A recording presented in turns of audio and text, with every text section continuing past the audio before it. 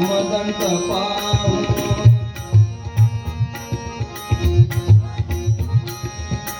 नको त्वरितय चलितया पाऊली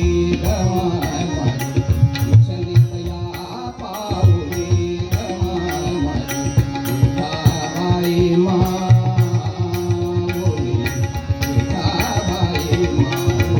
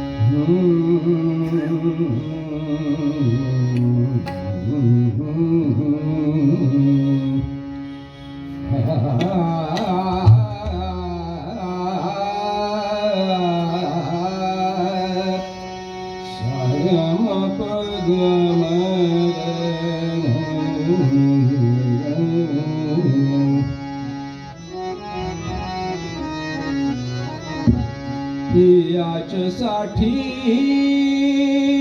केला होता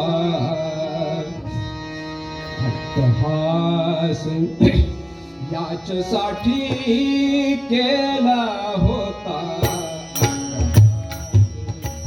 याच्यासाठी केला होता अट्टहास याच्यासाठी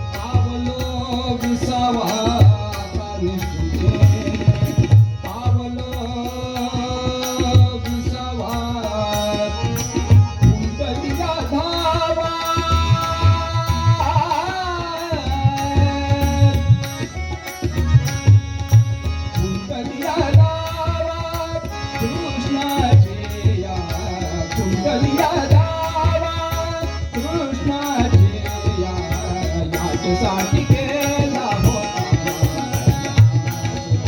याच्यासाठी केला होता.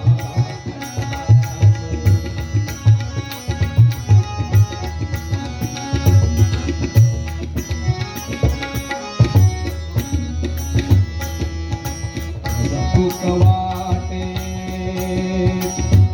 तुक वाटे झाल्या रे तुक वाटे,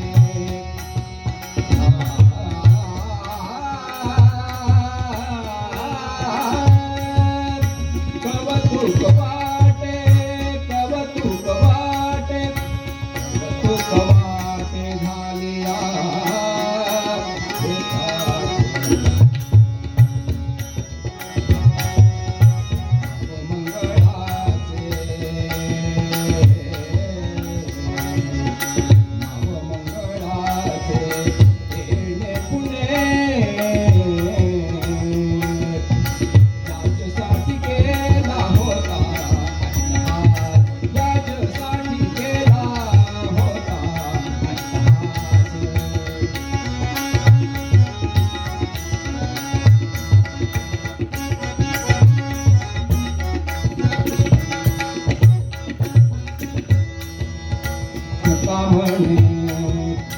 तुका म्हणे परिणली नोवरे, तुका म्हणे नोते परिणली नोवरी, तुका म्हणे नोते परिणली नोवरी. आता दिवस चारी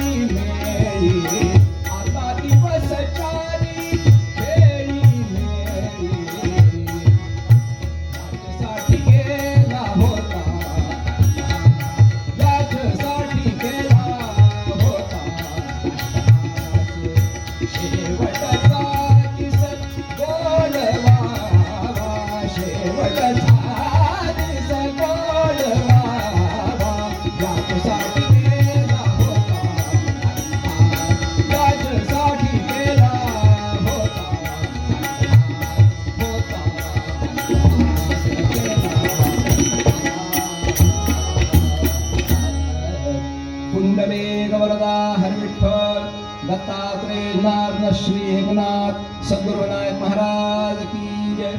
अवधूत चिंतन श्री गुरुदेव दत्त.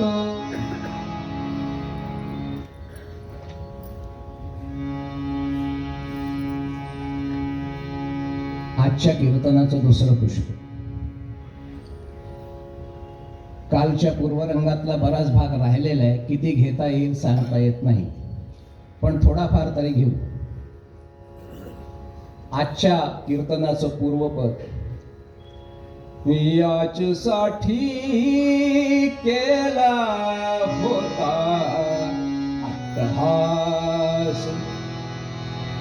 इथे सर्व मराठी लोक बसलेत. मी मराठी प्रांतातलं नाहीये, उत्तर प्रदेशातलं आहे, म्हणून मला कीर्तनात सांगावं लागतं की अट्टहास म्हणजे काय. अट्टहास म्हणजे आपल्या सगळ्यांना माहित आहे, पण तो भाव याच्यात नसून थोडा वेगळा भाव आहे. अट्टहास म्हणजे जिद्द. याच्यासाठी केला होता अट्टहास. कुठलंही चांगलं काम करायचं असेल, चांगलं काय वाईट सुद्धा करायचं असेल तर एक निश्चय करावा लागतो. वाईट करणारे लोक वेगळे असतात, आपल्याला चांगलं करणारे आपण सगळे इथे बसलेलो आहे. तेव्हा कुठलंही चांगलं काम करायचं असेल, कुठला विडा उचलायचा असेल तर आपल्याला जिद्द करावी लागते, हट्ट घ्यावा लागतो. आणि आपल्या जीवनातलं सगळ्यात महत्वपूर्ण कार्य कुठलं तरी असेल तर शेवटचा दिस गोडवा. प्रत्येकाला वाटत असेल ना की शेवट आपला गोड व्हावा, म्हणजे तसा प्रत्येक दिवस गोडच व्हावा वाटतो, पण निदान पारलौकिक दृष्टीने जर विचार केला, इहलोकातला सोडून दिला विचार, की आता ज्या वेळेला आपल्याला परलोकात जायचं आहे, शेवटचा दिवस ज्या वेळेला येईल या पृथ्वी तलावरचा, तो शेवटचा दिस गोडवा याच्यासाठी केला होता अट्टहास. आपली रचना ज्या वेळेला झाली, म्हणजे या संपूर्ण ब्रह्मांडाची रचना झाली, त्यावेळेला ब्रह्मदेवानं जेव्हा सृष्टीची रचना केली, त्यावेळेला सगळ्यात शेवटी आपल्यासारख्या मनुष्याची रचना केली. सृष्ट्वा पुराणी विविधान्यजात्मशक्त्या वृक्षान् सरीसृप पशून् खगदंश मत्स्यान् तैस्तैरतुष्ट हृदयं पुरुषं विधाय ब्रह्मावबोधदिषणम् उदमापदेवः पुंडलीक वरदा हरी विठ्ठल. पुरातन कालामध्ये ज्या वेळेला सृष्टीची रचना झाली असेल, सृष्ट्वा पुराणी विविधान आत्मशक्त्यान, ब्रह्मदेवानी आपल्या आत्मशक्तीने काय काय निर्माण केलं, कसं कसं निर्माण केलं. वृक्षान, आधी वृक्ष इत्यादी निर्माण केले. मग सरीसृप, जीव हे सरी आणि सृप सरकणारे त्या जीवांचं निर्माण केलं. वृक्षान सरीसृप पशून, मग पशूंचं निर्माण केलं. खग पक्षी, दंश मत्स्यान, मग जलचर तयार केले. इतकी सगळी सृष्टी तयार केल्यानंतर सुद्धा ब्रह्मदेवाला संतोष झाला नाही. तैस्तैहि अतुष्ट हृदयं, जेव्हा त्यांना संतुष्टी नाही मिळाली तेव्हा पुरुषं विधाय, पुरुषम म्हणजे पुरुष नाही, पुरुषम म्हणजे मानव. जिथेही शास्त्रामध्ये वेदामध्ये तर दर जागी जेव्हा उल्लेख येतो पुरुष शब्दाचा, पुरुष म्हणजे मानववाचक. पुरुषं विधाय ब्रह्मावबोधदिषिणम् उदमापदेवः. एक एक ज्या वेळेला निर्माण करायला लागले, सगळे लोक या सृष्टीतून निर्माण झाले आणि पुढे वाढले. आणि माणसाचं जेव्हा निर्माण झालं, तेव्हा माणसानं निर्माण झाल्यानंतर मागे वळून पाहिलं. ब्रह्मदेव म्हणाले, झालं, माझं काम झालं.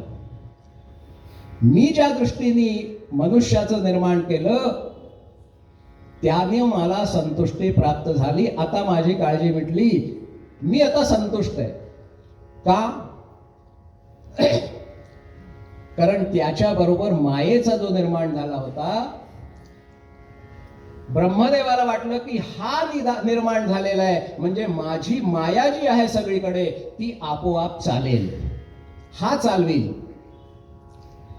मग त्या जीवाची जेव्हा रचना झाली, या मनुष्याची रचना झाली, ती कशा करता झाली हा विचार प्रत्येक वेळेला आता निश्चिंतीने पावल विसावा, आता निश्चिंतीने पावल विसावा. माणसाला प्रत्येक दिवस, प्रत्येक क्षण, काल क्षणाबद्दल बोललो होतो. काल भगवंता करता विचार केला की भगवंताजवळ कसं पोचायचंय, पण आपल्या करता सुद्धा आपल्याला विचार केला पाहिजे की प्रत्येक क्षण हा आपल्या करता आहे. आत्ताच वर बसलो होतो तेव्हा आयुष्याची चर्चा सुरुवात झाली. महाराज तर आहेतच, त्यांच्याबद्दल काय सांगायचं आहे, पण महाराजांचे चिरंजीव बसले होते, त्यांच्याशी माझी चर्चा चालली आयुष्याबद्दल. ह्या माणसाचं जे आयुष्य आहे ते कसं आहे, ते श्वासामध्ये निर्माण आहे, निर्धारित आहे. प्रत्येकाचं आयुष्य हे श्वासात निर्धारित आहे. 100 वर्ष एक ठोकळ मान आहे, म्हणजे कलियुगामध्ये जे आयुष्य आहे ते 100 वर्ष आहे माणसाचं. मग त्या 100 वर्षाच्या आयुष्याचा उपयोग आपण कसा करतोय किंवा कसा केला पाहिजे, काय केलं पाहिजे, काय करायला पाहिजे, काय न करायला पाहिजे, काय बोलायला पाहिजे, काय न बोलायला पाहिजे, काय खायला पाहिजे, काय न खायला पाहिजे, या सगळ्या गोष्टींचा विचार करायचा आहे प्रत्येक दिवस, प्रत्येक क्षण. आयुर्वर्षशतं नृणां परिमितं रात्रौ तदर्धं गतः तस्यार्धस्य परस्य चार्धमपरं बालत्व वृद्धत्वयोः शेषं व्याधि वियोग दुःख सहितं सेवादिभिर्नीयते जीवं वारितरंग चंचलतरे सौख्यं कुतः प्राणिनां. आयुष्य 100 वर्ष मिळालं याच्यावर एक दृष्टांत सांगतो तुम्हाला, मग ह्या श्लोकाचा अर्थ सांगतो. ज्या वेळेला आयुष्य वाटलं जात होतं कलियुगामध्ये, आधीच्या युगांबद्दल बोलत नाही, त्यावेळेला प्रत्येक जण जात होता, प्रत्येक जण म्हणजे प्रत्येक जीव आपापलं आयुष्य मागायला जात होता. तेव्हा माणूस, कुत्रा, बैल आणि घुबड हे चौघे बरोबर गेले. कुठं? ब्रह्मदेवाकडे. आणि ब्रह्मदेव म्हणाले की मी असं करतो की चौघं बरोबर आला आहात तेव्हा प्रत्येकाला 40-40 वर्ष मी आयुष्य देतो. आता सर्वात पहिले बैल समोर होता. बैल म्हणाला मला 40 वर्ष काय करायचंय, मी 40 वर्ष काय करेन, सतत शेतामध्ये नको, मला शेतात जायचं नाहीये 40 वर्ष, माझं आयुष्य कमी करा. तेव्हा ब्रह्मदेवानं त्याचं 40 वर्षाचं आयुष्य अर्ध केलं, म्हणजे 20 वर्ष केलं. 20 वर्ष वळून ठेवून दिले. आता आला कुत्रा. काय रे, तुलाही 40 वर्ष आयुष्य देतो. नाही म्हणाले, मला 40 वर्ष आयुष्य नको, मला 20च वर्ष आयुष्य द्या. जसं बैलाला दिलंय तसंच मला द्या. तेव्हा त्याचेही 20 वर्ष वगळून ठेवले. आणि मग तिसऱ्यांदा आला घुबड. त्याला जेव्हा विचारलं तुला 40 वर्ष, नाही म्हणाले मलाही नको 40 वर्ष, मला 20च वर्ष द्या, अर्ध माझंही वगळून ठेवा. मग आला माणूस. ही कथा बायबलमध्ये आहे, ज्यानं बायबल वाचली असेल त्याला माहिती असेल, नाही तर पाहू शकता. आणि मग माणूस जेव्हा आला त्याला विचारलं की तुला 40 वर्ष तुलाही देतो. नाही म्हणे मला 40 वर्षात काय होईल, तुम्ही असं करा, या सगळ्यांचे जे 20-20 वर्ष वगळून ठेवलंय ते सगळं मला देऊन द्या.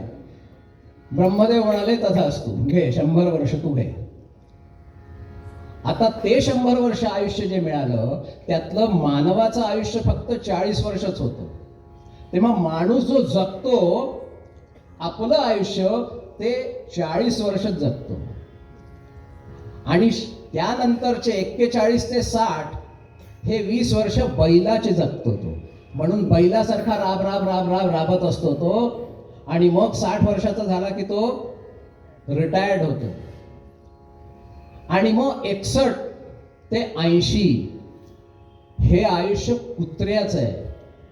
म्हणून म्हातारा झाला माणूस की त्याचे मुलगा सून म्हणतात कशाला मध्ये मध्ये येता, याचा का तिथे बसा, तुम्हाला पोळ्या देतोय ना, खा तिथे आणि चुपचाप बसले राहा तिथे. तेव्हा ते 20 वर्ष आयुष्य कुत्र्यासारखं जगतो आपण. मी पण 60 झालोय आता, यावर्षी होतोय. आणि त्या पुढचं 80च्याहून जास्त समजा जगला म्हणजे अपवाद सोडून द्या बरं, मी सामान्य व्यक्तीच्या गोष्टी करतोय. तर 80 नंतर फक्त तो घुबडासारखा टक टक टक टक टक टक चारीकडे पाहत असतो, बोलूही शकत नाही आणि काही सांगूही शकत नाही आणि काही करूही शकत नाही. असं ते 100 वर्षाचं आयुष्य आहे. पण ते 100 वर्षाचं आयुष्य मिळालंय ते कसं आपण खर्च करायला पाहिजे. आयुर्वर्षशतं नृणां परिमितं. आता दिलेलं आहे 100 वर्ष तर जगायचंय 100 वर्ष. मग रात्रौ तदर्धं गतः, त्यातलं अर्ध आयुष्य 50 वर्ष झोपेत माणूस घालवतोय. म्हणजे घालवायला पाहिजे नाही, 25 वर्षात घालवायला पाहिजे. कारण 6 तास झोपायला सांगितलंय. आजकाल डॉक्टर सांगतो 7 तास झोप घ्या, 7 तास घ्या, कोणाला 8 तास सुद्धा सांगतो. पण तेवढं झोपत नाही माणूस. 8 तास 9 तास तर रात्री झोपतो आणि मग दुपारी आडवा होतो 2-3 तास. मी थोडा आडवा होतोय, आडवा झाल्यावर तो लंबा होतो. मग केव्हा उठेल? तो चहा जोपर्यंत येत नाही तोपर्यंत उठत नाही. मग आयुर्वर्ष शतम नृणाम परिमितम रात्रौ तदर्धंगतः 50 वर्ष जातात, उरले 50 वर्ष. तस्यार्धस्य परस्य चार्धमपरम बालत्व वृद्धत्वयोः. 50तली उरलेली 25 बाल्यावस्थात आणि वृद्धावस्थेत जातात. बाल्यावस्थेत आपल्याला आपलं कल्याण करण्याचं काहीच कळत नाही, बाल्यावस्था असते. वृद्धावस्थात आपल्याने काही होत नाही, म्हणून तेही 25 वर्ष गेले. आता उरले आपल्याला 25 वर्ष. मग शेषम व्याधी वियोग दुःख सहितम सेवादिभिर्नीयते. उरलेल्या 25 वर्षामध्ये व्याधी वियोग आणि याच्याची सोय, सेवा म्हणजे कुठेतरी नोकरी, नाहीतर आपला धंदा. मग जीवम वारी तरंग चंचल तरे सौख्यम कुता प्राणिनाम. मग आता उरलं काय आपल्याजवळ काही करायला? हा विपरीत विचार न करता आपल्याला चांगला विचार केला पाहिजे की याच्यासाठी केला होता अट्टहास,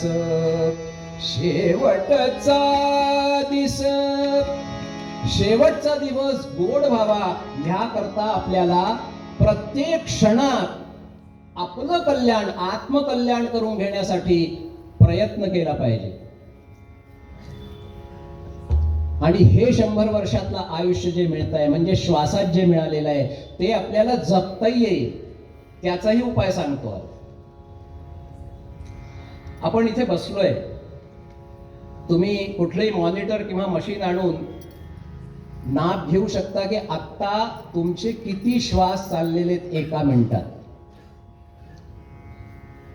आपल्याकडे प्रश्न येतो लहान मुलांना, 1 मिनट में कितने देर श्वास लेते हैं, कितने बार श्वास लेते हैं. तेव्हा आपल्याकडे ठोकळ मान मानले गेले की 15 श्वास घेतो आपण, आहे ना. मग 15 श्वास घेतो, पण त्यातले आपल्याला काही सुरक्षित करता येईल का, सेव्हिंग करता येईल का? हो म्हणे करता येईल. असे जेव्हा बसला आहात त्यावेळेला तुमचे 12 श्वास चालतायत. 12 पेक्षा सुद्धा कमी चालतात काही लोकांचे, जे स्थितप्रज्ञ होऊन बसतात, ध्यानात बसतात, फक्त कथेमध्ये लक्ष असतं, इकडे तिकडे नाही आहे लक्ष, त्यांचे अजून सुद्धा कमी चालतात. म्हणजे मी गंमत करत नाहीये, मी मुद्द्याचं सांगतोय की स्थितस्य 12 श्वासो चलतष्टादशस्य च चतुर्विंशति सुप्ते च त्रिंशत् काम्यरतस्य च.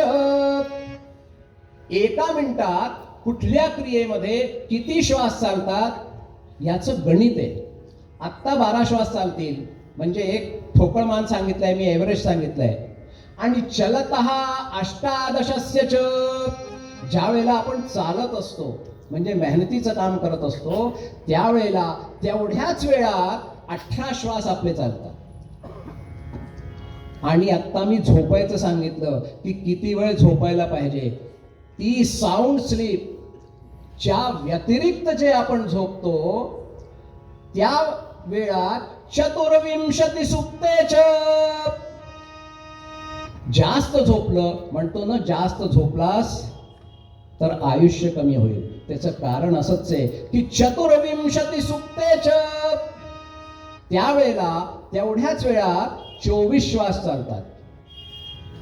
आणि त्रिंशत् काम्यरतस्य च, ज्या वेळेला माणूस रतिक्रियेत असतो त्यावेळेला तेवढ्याच वेळात 30 श्वास चालतात. आता आपल्याला किती श्वास आपल्याला वाचून ठेवायचे, जपून ठेवायचे, हा प्रत्येकाने आपापला निर्णय करावा. शास्त्र हे सांगतं की जेवढ्या वेळात तुम्ही ध्यानस्थ असाल किंवा प्राणायामात असाल त्यावेळेला तुमचे श्वास सगळ्यात कमी चालतात. मग ते श्वास तेवढ्या वेळाचे जर वगळून ठेवले आपले तर आपलं जीवन वाढू शकतं. आणि ते वाढवण्यासाठी, कारण फक्त वय वाढवण्यासाठी नाही, ते श्वास वाचवून आपल्याला आत्मकल्याण करून घेण्यासाठी याच्यासाठी केला होता अट्टहास. शेवटचा दिस गोडवा. त्याच्या उपाय सांगितलेत पुढे. आता निश्चिंतीने असं जर जीवन जगायचा विचार केला तर तुम्ही खरोखर निश्चिंत व्हाल. पावलो विसावा खुंटलिया धावा कृष्णाची या. का नाही करू शकत आपण? कारण आपल्या तृष्णा ज्या आहेत त्या सतत प्रत्येक क्षणाला वाढत चालतात. आशा नामददी मनोरथ जला तृष्णा तरंगा कुला रागग्राहवती वितर्ग विघा धैर्य द्रुमध्वंसिनी मोहावस्थ सुतुस्तरात गहना प्रोत्तुंग चिंता तटी तस्या पारगता विशुद्ध मनसा नंदन्ति योगीश्वराः. उदाहरण दिलंय माणसाच्या जीवनाला की आशा नाम नदी. नदी जी असते ती कशी वाहत असते सतत, आणि आपली आशा सुद्धा त्या नदीप्रमाणे. आशा नाम नदी. एक झालं की दुसरं, दुसरं झालं की तिसरं, तिसरं झालं की चौथं, कधी संपतच नाही. हे झालं की ते हवं, ते झालं की ते हवं, ते झालं की ते हवं. मग त्यातलं जल कोणचं आहे? आशा नाम नदी मनोरथ जला. एक एक मनोरथ. आणि तृष्णा तरंगा कुला. तरंग ज्या आहेत त्या नदीतल्या ह्या आपल्या तृष्णा आहेत, सतत त्या तरंगासारख्या इकडे तिकडे होत असतात. आणि रागग्राहवती. राग म्हणजे प्रेम, ज्याला मोह म्हणतो तो ग्राह आहे. ग्राह म्हणजे मगरी आहे, मगर आहे. रागग्राहवती वितर्ग विहगा धैर्य ध्रुवध्वंसिनी मोहावस्थ सुदुस्तराति गहना. मोह जो आहे अतिदुस्तर आहे, त्याच्या पार लागताच येत नाही. मोहावस्थ सुदुस्तराति गहना प्रोत्तुंग चिंता तटी. आणि मग हे सगळं झाल्यावर मग चिंता येतातच. मग कसं आहे? चिंता तटी. आणि ह्या सगळ्याहून जर पार गेलं तस्या पारगता विशुद्ध मनसा नंदन्ति योगीश्वराः. मग आनंदात तुम्ही योगीश्वरासारखे आत्मकल्याण करू शकता. आपलं आत्मकल्याण आपण करू शकतो. ह्या सगळ्या गोष्टी जर बाजूला ठेवल्या आणि फक्त आवश्यक जे आहेत तेवढंच आपण घेतलं, बाकीचा वेळ आत्मकल्याण करता दिला तर आत्मकल्याण अगदी 100% ठरलेलं आहे. त्यात मुळीच संशय नाही. आणि नाही तर मनुजा जन्मुनी केलेस काय. मनुजा जन्मुनी केलेस काय. जन्मुनी केलेस काय. घालविले वय पोषिली काया. घालविले वय पोषिली काया सेवुनी दधिकृत साय. मनुजा जन्मुनी केलेस काय.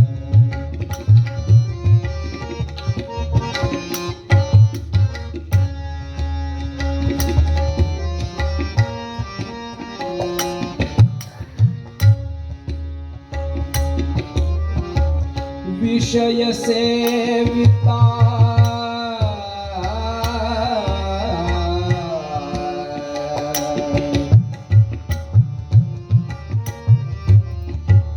विषय सेविता घालविले वय.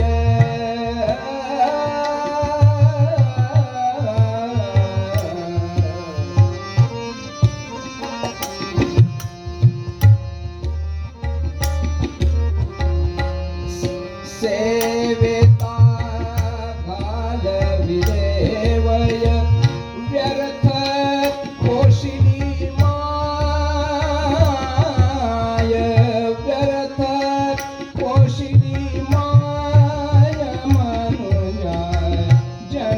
जन्मुनी केलेस काय, मनुजा जन्मुनी केलेस काय.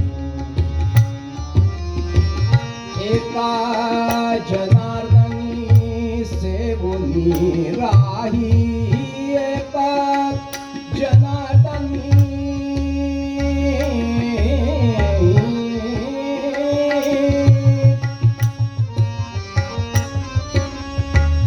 एका जनार्दनी सेवुनी राही, निशिदिनी गुरुचे पाय, मनुजा निशिदिनी गुरुचे पाय, मनुजा जन्मुनी केलेस, जन्मुनी केलेस, जन्मुनी केलेस काय. कशाला जन्म घेतलाय आपण? जन्मुनी केलेस काय. कधीतरी आपल्याला बसून विचार करायला पाहिजे. एक दिवस असा येतो ज्या दिवशी जबरदस्तीनं विचार करावा लागतो. तो जबरदस्तीचा दिवस येता कामा नये. जागृत आधी झालं पाहिजे आणि आधी विचार केला पाहिजे. घालविले वय, जेव्हा एकदा वय निघून जाईल त्यावेळेला विचार केला तर काय उपयोग आहे? वेळेवर विचार केला पाहिजे. प्रत्येक गोष्ट वेळेवर झाली पाहिजे. आपल्याला गाडीवर जायचं असलं तर आपण वेळ पाहून जातो ना. 10:35 ची गाडी आहे तर तासभर आपल्याला लागेल, मग 1.5 तास ठेवून निघतो आपण घरून. असं होतं का की आपण अगदी अर्धा तास आधी निघतो? असं कधी होत नाही. मग इतकी मोठी ही आपल्याला यात्रा करायची आहे जी, त्याच्याकरता विचार नाही करायचा का? घालविले वय, सगळं व्यर्थ आपण घालवतो. पोशिली काया, फक्त ह्या देहाकरता आपण कष्ट करत असतो, म्हणजे बाह्य देवाकरता, अंतरंगाकरता करतच नाही. घालविले वय पोशिली काया, सेवुनी दधिघृत साय. इथे 3च गोष्टी दिल्या आहेत, पण बाकीच्या गोष्टी आपल्याला सगळ्यांना माहित आहे. सेवुनी दधिघृत साय, मनुजा जन्मुनी केलेस काय. विषय सेविता, फक्त विषय सेवन आपण करतोय. पण आपण जन्माला आलो तेव्हा, गर्भावस्थेत जेव्हा होतो आपण, आपल्या अनेक ग्रंथांमध्ये, श्रीमद भागवतामध्ये वर्णन येतं, इतर ग्रंथातही येतं, गर्भोपनिषदात पण वर्णन येतं की 7व्या महिने जेव्हा गर्भात असतो जीव, त्यावेळेला कासावीस होतो, ज्यावेळेला प्राण येतात. आणि त्यावेळेला कासावीस झाल्यानंतर म्हणतो, देवा किती कष्टात आहे मी, इथून बाहेर काढ, मला कसंही काढ. आणि तू जे सांगितलंयस ना त्या मार्गावर मी चालेन बाहेर आल्यावर, जसं जसं सांगितलंय. आता बऱ्याच लोकांना हा प्रश्न येऊ शकतो की कसं वागायचं हे आपल्याला कुठे कळेल? आजकाल काहीच काळजी नाहीये. इतके उपाय आहेत आपल्याला कळून घेण्याचे. तसे इथे सगळे सुज्ञ लोक बसलेले आहेत. पण नसलं माहीत तरी लहान लहान पुस्तकात सुद्धा जीवन जीने के उपाय हिंदीत, मराठीत सगळीकडे आहेत. तुमच्याकडे असतील, इथे असतील, गुरु महाराज इथे आहेत तेही सांगतात. कारण ह्याच पदात सांगितलं, एका जनार्दनी. काय सांगितलं? एका जनार्दनी म्हणजे श्री एकनाथांनी सांगितलंय की निशिदिनी गुरुचे पाय. आपल्याला नाही कळत ना, मग सद्गुरू आहेत इथे. सद्गुरूंच्या पायाची सेवा करायची, त्यांच्या चरणाची सेवा करायची, त्यांच्याजवळ बसायचं आणि त्यांना विचारून घ्यायचं. ते मार्ग सांगतील की आपला कल्याण कसं करून घ्यायचंय, आणि ते सांगतील त्या मार्गावर चाला. इतर कुठे काही वाचायची गरज नाही, काही ऐकायची गरज नाही. गुरु सांगतील तोच मार्ग. असा विचार करून आपल्या जन्माचं कल्याण करून घ्यायला पाहिजे. कारण तारुण्य काळी शयनेषु रामा. आपलं जीवन कसं आहे? तारुण्य काळी शयनेषु रामा आणि मध्यान्ह काळी फिरसी रिकामा.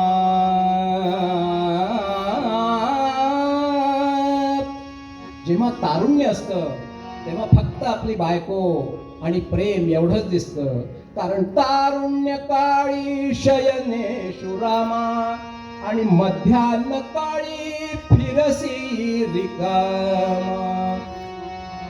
आणि वृद्धापकाळी, मी सगळ्यांबद्दल बोलत नाही, काही लोक असतील त्यांच्याबद्दल रचना झालीये म्हणजे नक्कीच आहे. वृद्धापकाळी स्मरसी न रामा, वृद्धापकाळी स्मरसी न रामा. मुत्या अंतकाळी प्रभुये न कामा, प्रभुये न कामा. म्हणून जन्मी केलेस काय मनुजा, जन्मी केलेस काय. आणि म्हणून पूर्वपदात याच्यासाठी केला अट्टहास. आता निश्चिंतीने पावलो विसावा, खुंटलिया धावा. तृष्णा जी असते ना ती फार कठीण असते. थोडं गंभीर चिंतन होत चाललंय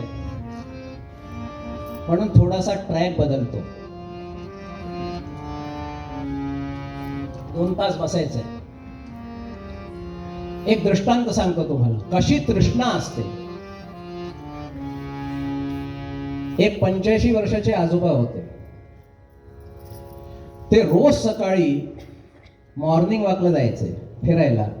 काठी घ्यायची आणि सकाळी निघायचं आणि पार्कमध्ये जायचं, तिथे चारीकडे फिरायचं आणि बसायचं थोडा वेळ झाला की. त्यांच्याबरोबर एक 84 वर्षाचे आजोबा होते, तेही जायचे फिरायला. असं रोज त्यांचं व्हायचं. आणि काही दिवस झाल्यानंतर ते 85 वर्षाचे जे आजोबा होते ते गतप्राण झाले.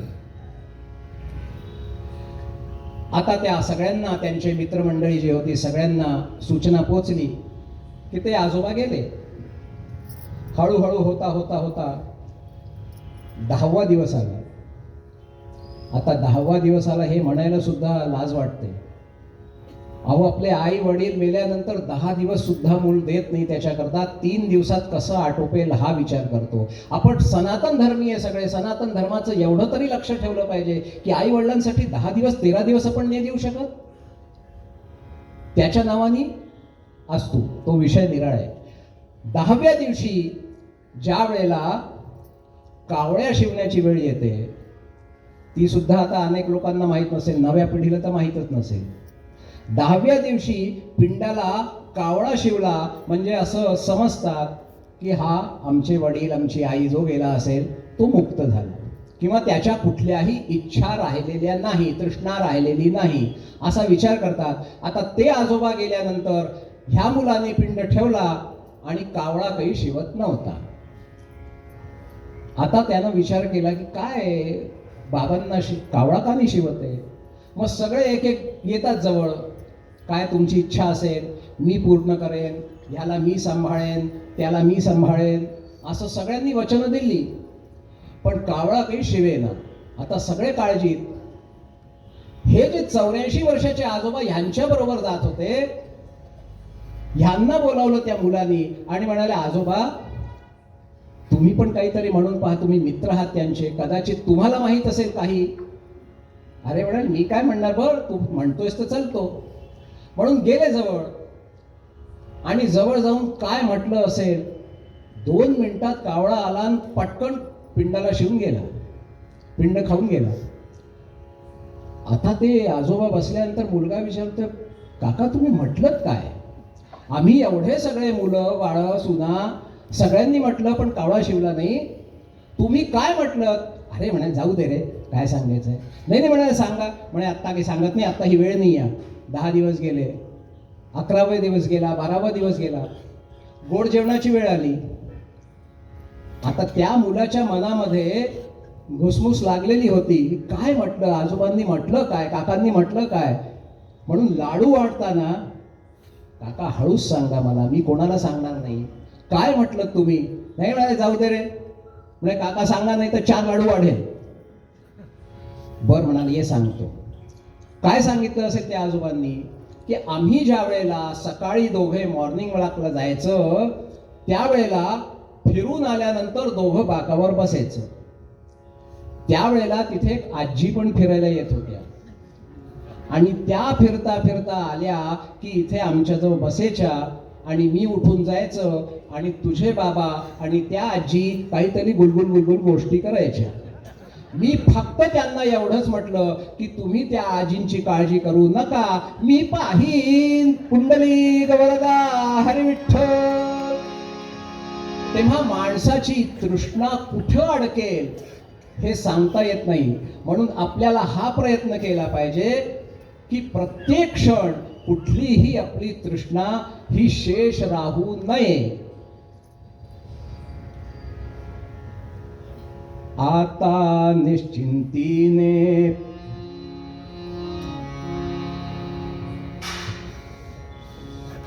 जुंटलिया धावा. पुढे काय सांगतात? कौतुक वाटे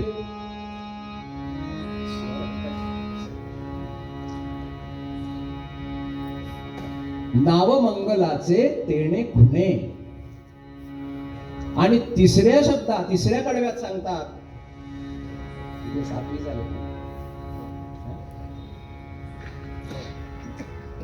तुका म्हणे मुक्ती परिणली नोबनी.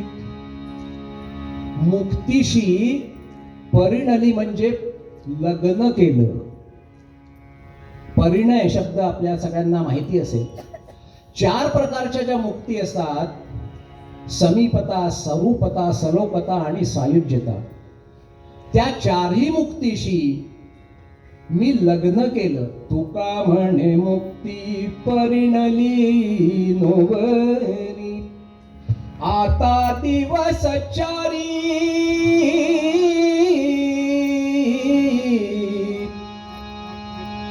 मुक्तीची परिणय केला म्हणजे काय केलं? कारण शेवट आपला पुरुषार्थ काय आहे तर मोक्ष आहे. मग अर्थ आणि काम हे तर प्रत्येक माणूस करतोच आणि करायलाही पाहिजे गृहस्थाला. पण पाया जो त्याचा आहे तो धर्म आणि मोक्ष आहे. मग धर्मालाही सोडतो आपण आणि मोक्षालाही सोडतो, फक्त अर्थ आणि काम. बचपन में बतलाया था धराधाम सत्य है. लहानपणी शिकवलं होतं, बचपन में बतलाया धराधाम सत्य है, और यौवन ने सिखलाया अर्थ काम सत्य है. लेकिन पिंजड़े का पंछी जब छोड़ चला पिंजड़ा, तब रस्ते ने बतलाया कि राम नाम सत्य है. पुंडलिक वरदा हरी विठ्ठल. सत्य तेच आहे. म्हणून मोक्षाचा प्रयत्न आपल्या सगळ्यांना हा प्रत्येक वेळेला, म्हणजे जन्मापासून जेव्हा आपली बुद्धी जागृत होते, विचार करण्याची शक्ती जागृत होते, त्या दिवसापासून आपल्याला आत्मकल्याण करून घेण्यासाठी, ह्या मनुष्य जीवनाचं कल्याण करून घेण्यासाठी उपाय केला पाहिजे. ते उपाय अनेक प्रकारचे सांगितलेले. आणि नाही तर जे सांगतात कबीरदासजी कि 4 दिन की जिंदगी और अनादि भरोसा, जन्म के साथ लाए घाटे का धंधा भाई, घाटे का धंधा. कही कबीर,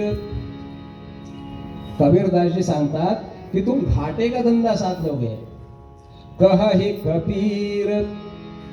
काय पुढे की आपण जेव्हा जातो तेव्हा 4 के खंदा, 4 खांद्यांवर आपण जातो, तेव्हा त्या दिवसाचं लक्ष ठेवलं पाहिजे की तो दिवस आपला खरा मोक्षाचा दिवस आहे आणि तो दिवस हा गोड झाला पाहिजे. शेवटचा दिस गोडवा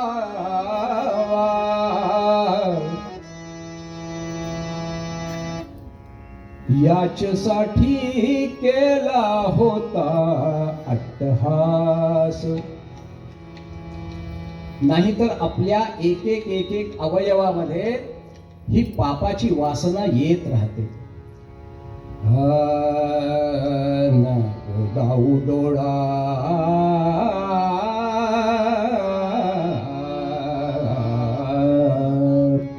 पापाची वासना.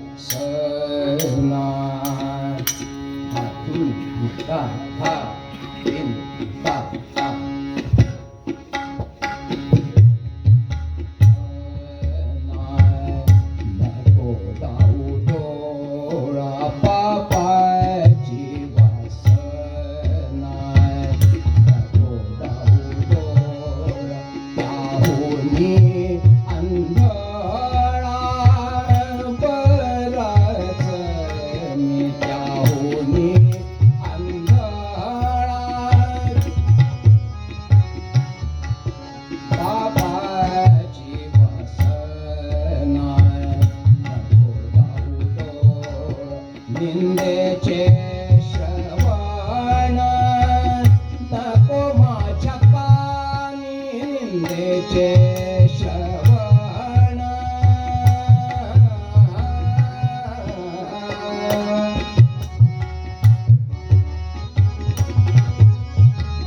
निंदेचे श्रवण नको माझ्या कानी. बधीर करो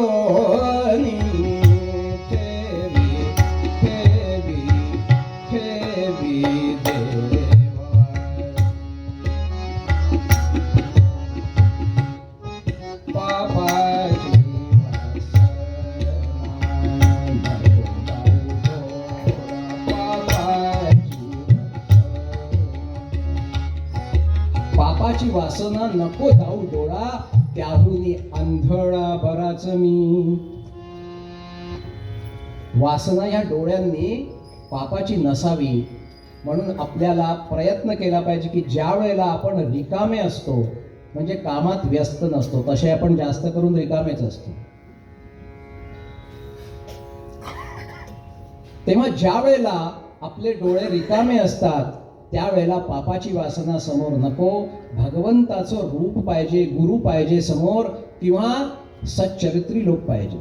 नको दाऊ डोळा त्याहुनी अंधळा बराच. निंदेचे श्रवण नको माझ्या कानी. कुठेही निंदा होत असली तर तिथून उठून जावं. आपण तर नाहीच करू पण कुठे होत असेल तर तिथे बसू नये. निंदेचे श्रवण नको माझ्या कानी. बधीर करोनी ठेवी देव पापाची वासना. दाऊ डोळा. आणि एक अजून सांगितलं पुढे. नको मझ कधी परस्त्री संगती. परस्त्री किंवा परपुरुष दोन्ही आहे. नको मझ कधी परस्त्री संगती. जगातून माती उठता भली. पापाची वासना. म्हणून ह्या वासना नको. आपल्याला मोक्ष मिळावा, धर्माचा आधार घेऊन मोक्ष मिळावा. मध्ये जे जीवन आहे ते अर्थकामात व्यतीत झालं तरी चालेल पण शेवटी मोक्ष आणि धर्माच्या मार्गानंच अर्थ आणि काम झालं पाहिजे हेही आपल्याला लक्ष ठेवायचं आहे.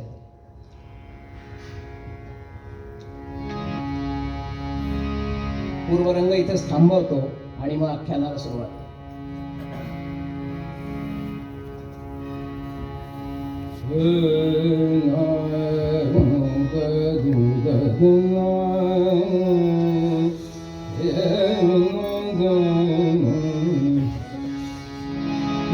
साठी केला होता